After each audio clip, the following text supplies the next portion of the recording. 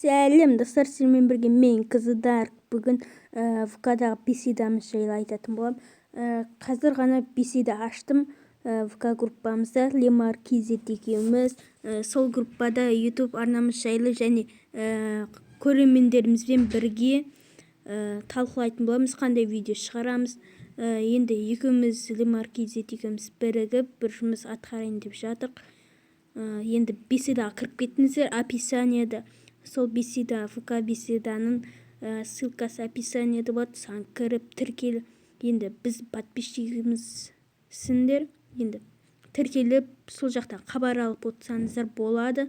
Сіздерде жазып араласып сөйтіп енді подаркіге, конкурсқа қатысып ұтып алуларыңызға болады. Енді бір-біріміздің ютубымызды дамытып солай атсалысып жатырмыз. Енді қазір сол группаны көрсететін боламын.